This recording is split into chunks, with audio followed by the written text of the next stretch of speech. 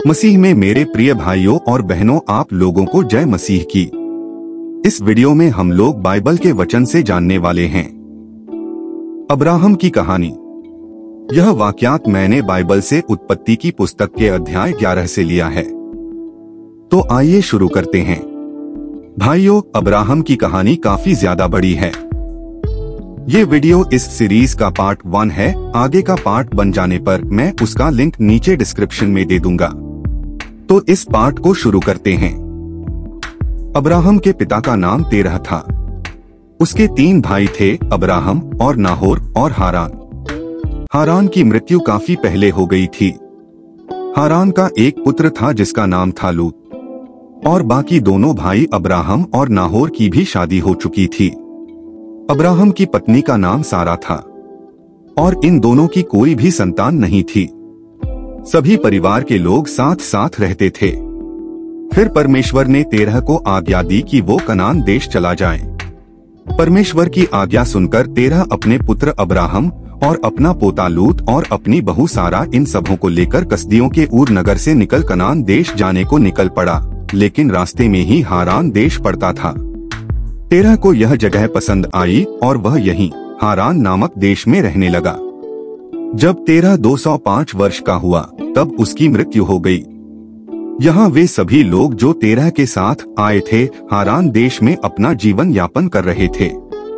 जब परमेश्वर ने देखा कि अब्राहम भी यहाँ अपने परिवार के साथ हारान देश में आकर बस गया है। हालांकि अब्राहम परमेश्वर का काफी प्रिय था और वह परमेश्वर की उपासना में लगा रहता था। तब परमेश्वर ने उससे कहा, अब्राहम, अपने देश, अपने परिवार और अपने पिता के घर को छोड़कर उस देश में जा जो मैं तुझे दिखाऊंगा।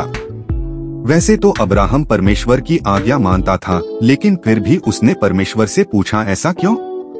तब परमेश्वर ने कहा, मैं तुझसे एक बड़ी जाति बनाऊंगा और तुझे आशीष दूंगा और तेरा नाम बड़ा करूंगा और तू आशीष का मूल होगा।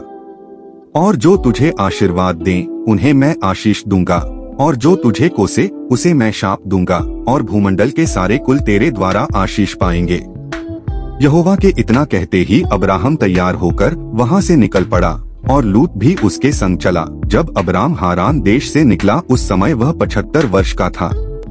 इस तरह अब्राहम अपनी पत्नी सारा और अपने भतीजे लूत और जो धन उन्होंने इकट्ठा किया था और जो प्राणी उन्होंने हारान में प्राप्त किए थे, सबको लेकर कनान देश में जाने को निकल चला, और वे कनान देश में आ भी गए। यहाँ यहोवा ने अब्राहम को दर्शन देकर कहा, यह देश मैं तेरे वंश को दूंगा। और उसने वहाँ यहोवा के लिए, जिसने उसे दर्शन दिया था, एक वेदी बनाई। फिर वहाँ से कूच करके वह उस पहाड़ पर आया जो बेतेल के पूर्व की ओर है, और अपना तंबू उस स्थान में खड़ा किया। और वहाँ भी उसने यहोवा के लिए एक वेदी बनाई और यहोवा से प्रार्थना की। इसके बाद फिर अब्राहम वहाँ से निकलकर कनान के दक्षिण दिशा की ओर चला गया और यहीं पर रहने लगा। सब कुछ ठीक चल रहा था कि एक बार उस देश में अकाल पड़ गया और उन लोगों को दिक्कत परेशानी होने लगी। तब अब्राहम मिस्र देश को चला गया कि वहाँ परदेशी होकर रहने लगा। फिर ऐसा हुआ कि जब वे मिस्र में रह रहे थे तब अब्राहम ने अपनी पत्नी सारा से कहा, सुन, मुझे मालूम है कि तू एक सुंदर स्त्री है। इस कारण जब मिस्री तुझे देखेंगे तब कहेंगे, यह उसकी पत्नी है। सो वे मुझको तो मार डालेंगे पर तुझको अपने पास रख लेंगे। सो कोई भी जब हमारा रिश्ता पूछे तब यह कहना कि मैं उसकी बहन हूँ, जिससे तेरे कारण मेरा कल्याण हो और मेरा प्राण तेरे कारण बचा रहे। फिर ऐसा हुआ कि जब अब्राहम मिस्र में आया तब मिस्रियों ने उसकी पत्नी को देखा कि यह अति सुंदर है, और फिरौन के हाकिमों ने उसको देखकर फिरौन के सामने उसकी प्रशंसा की, और वे लोग सारा को उठाकर ले गए और उसे फिरौन के घर में रख दिया।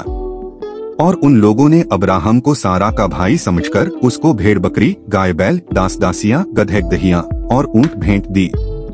लेकिन जब यहोवा को यह बात पता चली तो वह फिरौन और उसके लोगों पर बहुत ज्यादा क्रोधित हुआ, और यहोवा ने फिरौन और उसके घराने पर बड़ी बड़ी विपत्तियां डाली। जब फिरौन को इन विपत्तियों का कारण पता चला कि सारा अब्राहम की बहन नहीं बल्कि पत्नी है, तब वे यहोवा के डर से तुरंत सारा को अब्राहम के पास पहुंचा दिया। और फिरौन ने अब्राहम को बुलवाकर कहा, तूने मुझसे क्यों झूठ बोला? तूने मुझे क्यों नहीं बताया कि वह तेरी पत्नी है? तूने क्यों कहा कि वह तेरी बहन है? मैंने उसे अपनी ही पत्नी बनाने के लिए लिया, परंतु अब अपनी पत्नी को लेकर यहाँ से चला जा। और फिरौन ने अपने आदमियों को आज्ञा दी और उन्होंने उसको और उसकी पत्नी सारा को सब संपत्ति समेत जो उसका था विदा कर दिया। परमेश्वर की महिमा हो, आमीन।